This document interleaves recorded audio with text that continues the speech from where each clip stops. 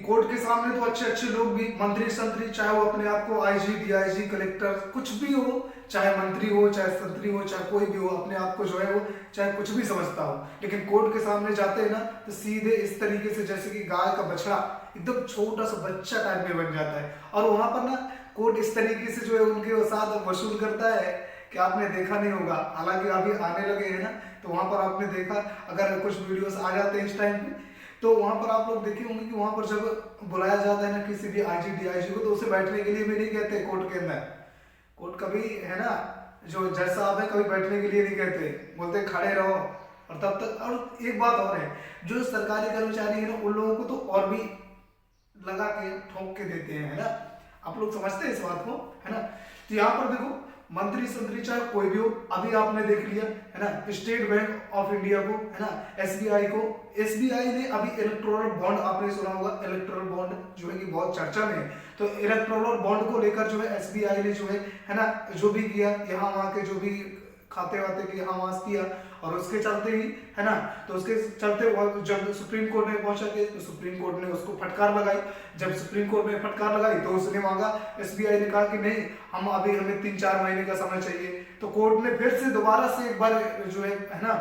फटकार लगाई, और कोर्ट ने सख्त आदेश दिए कि हमें 2 दिन के अंदर पूरे खातों का जो है विवरण चाहिए, हमें पूरी रिपोर्ट सहित हमें विवरण चाहिए। और 2 दिन के अंतर्गत आपने देखा कि कितना सख्त कानून है जो सुप्रीम कोर्ट अगर चाहे दे, कानून अगर चाहे दे, कोर्ट अगर चाहे दे, तो कितना सख्त कानून लगाया कि 2 दिन के अंदर एसबीआई ने, स्टेट बैंक ऑफ इंडिया ने सारे खातों का विवरण दे दिया, किस जगह पर कौन ट्रांजेक्शन हुआ, किस कंपनी के द्वारा जो है इलेक्टोरल बॉन्ड जो है कौन खरीदा, कितने रुपए के खरीदे गए, है ना। तो समझते हैं आप, कोर्ट कोई ऐसी वैसी चीज नहीं है, लेकिन कोर्ट जब अपने में आ जाता है ना, तो वहां पर जो है अच्छे अच्छे मंत्री संतरियों की जो है फट जाती है, समझ रहे हैं ना। और यहाँ आप तो पटवारी की क्या चीज है, पटवारी भर्ती को लेकर एक बार आप लोग सामने जा तो रहे, शायद जितने भी लोग जा रहे हैं ना, बहुत सारे लोगों मेरे पास कमेंट आया कि सर हम लोग पटवारी भर्ती को केस को लेकर जो है पिटीशन दायर करके जो है सुप्रीम कोर्ट जा रहे हैं। बिल्कुल चाहिए, आप लोगों को जो है पूरा का पूरा सपोर्ट मिलेगा हमारी तरफ से भी, और आपको जरूर न्याय मिलेगा। आप सुप्रीम कोर्ट जाके तो देखिए एक बार, सुप्रीम कोर्ट का फैसला अहम होता है, चाहे जब तक भी होगा, लेकिन निर्णय एकदम सत्य होगा, क्योंकि सुप्रीम कोर्ट न्याय की मूर्ति है, और वहां पर किसी तरीके के जो है बच्चों के साथ, नागरिकों के साथ तो ऐसा व्यवहार किया ही नहीं जाता गलत तरीके से। और सुप्रीम कोर्ट तो एकदम न्याय, संविधान का रक्षक कहा जाता है सुप्रीम कोर्ट को, आप लोग पढ़ा होंगे, है ना। अगर आप लोग एमपीपीएससी की तैयारी कर रहे होंगे तो वहां पर आपने पढ़ा होगा, है ना, न्यायिक व्यवस्था के जो चलते, जहां पर आपने आर्टिकल नंबर 148, आर्टिकल नंबर 148 के अंतर्गत आपने पढ़ा होगा सुप्रीम कोर्ट के बारे में, है ना। तो वहां पर इन सारी चीजों की जो है जानकारी मिलती है अच्छे तरीके से, तो उन सारी चीजों को जो है जानना भी बहुत जरूरी। और यहाँ पर क्या है कि जो है ना, हम बात करें जो है पटवारी वटवारी की, तो पटवारी वटवारी के चक्कर में तो जो है मंत्री संतरी को तो ऐसे जो है लाइन में खड़ा रहने देते हैं, ऐसे वैसे पटवारी उनको तो, है ना। तो यहाँ पर बिल्कुल भी जो है गुंजाइश नहीं है, डरने की बिल्कुल जरूरत नहीं है, आपको एकदम फटाक से जाना है, कोई भी डरने की जरूरत नहीं है। आप जाकर वहाँ पे पिटीशन दायर कीजिए और कहिए, सभी लोग जाइए, एक साथ जाइए, और वहाँ पर जाकर आपको केवल इतना पिटीशन दायर करना, बोलना है साहब हमारे जो है जो भी वकील है उनसे जो है मिलिए, और वहाँ पर जाकर कहिए हमें जो है दोबारा से हमें जो है इस तरीके से जो है घोटालेबाजी हुई, फर्जीवाड़ी हुई है ना। आप लोगों को पूरा जो है पूरे तरीके से, क्योंकि आप लोगों के पास है ना पूछने का अधिकार है। आप लोग जानते हैं कि आपको इंडियन कॉन्स्टिट्यूशन के अंतर्गत आर्टिकल नंबर 12 से लेकर लगभग 32 तक आप लोगों के जो है आर्टिकल जो है नागरिकों के मूल अधिकार दिए गए हैं, फंडामेंटल राइट्स दिए गए हैं, तो उनका जो है आप उपयोग करिए। अगर आपके साथ जो है चाहे कोई भी हो, चाहे वो सरकार हो, चाहे कोई भी व्यक्ति हो,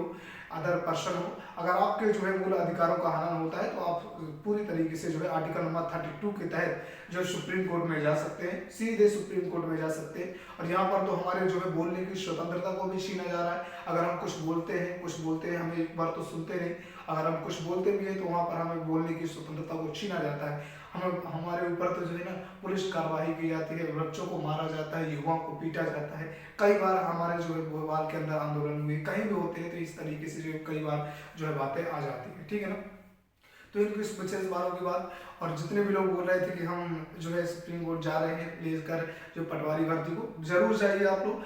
जैसे एक बात मेरी याद रखिएगा आप लोग, सुप्रीम कोर्ट जिस दिन फटकार लगाएगा ना, जिस दिन आप लगे रहिए, जिस दिन आप हार मत मानना, जिस दिन सुप्रीम कोर्ट ने एक भी बार एक झटका लगाया ना, पूरी की पूरी जो है गवर्नमेंट रखी रह जाएगी, पूरी की पूरी मंत्री शंत्री एक से एक रखे रह जाएंगे, तुरंत से तुम्हारी रिपोर्ट चाहे है ना जमीन 7 कोष के अंदर गढ़ी होगी, लेकिन उखाड़ कर 2 दिन के 1 घंटे के अंदर तुम्हारे पास नहीं रख दिया तो ये मेरा वादा है, चैलेंज है। क्योंकि आपने देखा ही है कि अभी SBI स्टेट बैंक के बारे में है ना देखा, इलेक्टोरल बॉन्ड जो भी खरीदे थे, जहां भी है ना सरकार को दिए, जिस कंपनी में यहाँ का जो है चंदा लिया, पंदा लिया, जो भी लिया है ना, इलेक्टोरल बॉन्ड के बारे में आपने आजकल बहुत चर्चा में, तो आपने सुना ही होगा। तो यहाँ पर जो है जैसे ही सुप्रीम कोर्ट के अंतर्गत गया इसका केस, सुप्रीम कोर्ट में लगाई फटकार है ना, तब तो SBI ने कहा कि नहीं हमें तो कुछ टाइम चाहिए है ना, 4-5 महीने 6 महीने का टाइम चाहिए, लेकिन सुप्रीम कोर्ट ने कहा कि 2 दिन के अंदर दोबारा से फटकार लगाई और कहा कि 2 दिन के अंदर हमें सख्त कार्रवाई करते हुए, नहीं तो हम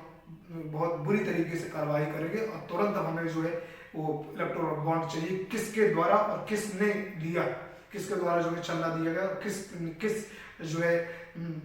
पार्टी ने लिया, ये हमें पूरे तरीके से डिटेल चाहिए। और 2 दिन के अंदर भी एक फटकार लगाने के कारण से 2 दिन के अंदर SBI ने अपना जो है इलेक्टोरल बॉन्ड पूरा का पूरा सामने रख दिया सुप्रीम कोर्ट के। तो समझते हैं इसकी ताकत को, और जरूर तुम भी करो, तुम्हारी भी रिपोर्ट 1 दिन के अंदर एक झटके में आ जाएगी। बस रिपोर्ट चिल्लाते मत रहो, जाकर दायर करो, और क्या होगा इससे ज्यादा, इतना तुमने जो है यहाँ पर आंदोलन कर रहे हो, इससे अच्छा है कि आपको दिल्ली तक जाना पड़ेगा, थोड़ा और मेहनत करना है, बिल्कुल भी डरने की बात नहीं है। हम आपके साथ, आप हमारे साथ, बस साथ हम सभी युवा एक साथ मिलकर करेंगे अपने अधिकारों का जो है विश्वास।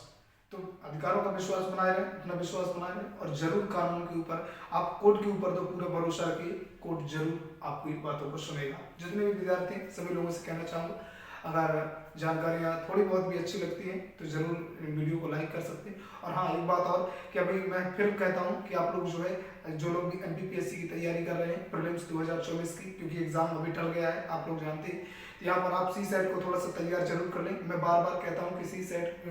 को कोई भी नहीं बताता, ना CSET के बारे में कोई क्लासेस करवाती, लेकिन CSET में ही लड़के कई बार ऐसा हुआ है कि बहुत सारे बच्चे फेल हुए, ठीक है। तो इसलिए CSET के बारे में भी जरूर ध्यान देंगे आप लोग, ठीक है ना। बस इतनी ही बात थी, और कहना चाहूँगा कि अच्छे से पढ़ाई करते रहें, किसी न किसी दिन आपका एग्जाम जरूर होगा, बहुत जल्दी होगा, आप लोग जरूर सफल होंगे। अच्छे से प्रिपरेशन करते रहें, क्योंकि आप लोग का जो है सिलेबस भी चेंज हो गया था लगातार, तो आप अपने सिलेबस को ध्यान में रखते हुए और सिलेबस के हर एक उस डायमेंशन को कवर करना है जहाँ से प्रश्न पूछे जाते हैं। किसी भी डायमेंशन को, अगर आप प्रीलिम्स को क्वालिफाई करना चाहते हैं पहली बार में, तो किसी भी डायमेंशन को आपको छोड़ना नहीं है, ठीक है ना। हर एक डायमेंशन को और लगातार जो है रिवीजन करते रहना है, लगातार रिवीजन करते रहना है, क्योंकि इंपॉर्टेंट है कि रिवीजन आपने, इंपॉर्टेंट दोस्तों ये नहीं होता कि आपने कितना पढ़ा, इंपॉर्टेंट सबसे ज्यादा ये होता है कि आपने रिवीजन कितना किया, और जब आप एग्जाम को देने जा रहे हैं तो आपको कितना आपके दिमाग में है, क्योंकि वही आप लिए काम हमें आने वाला है, ठीक है ना। तो अच्छे से तैयारी करेंगे, बढ़िया तैयारी करेंगे, बिल्कुल भी टेंशन नहीं लेंगे, और अपनी तैयारी को बेहतर बनाएंगे। मेरी भगवान से दुआएं रहेगी, आशाएं रहेगी कि बहुत जल्द आप अपने जो है लक्ष्य को पाएं, 2025 में अपनी वर्दी को पाकर अपना जो है लक्ष्य हासिल करें। तो थैंक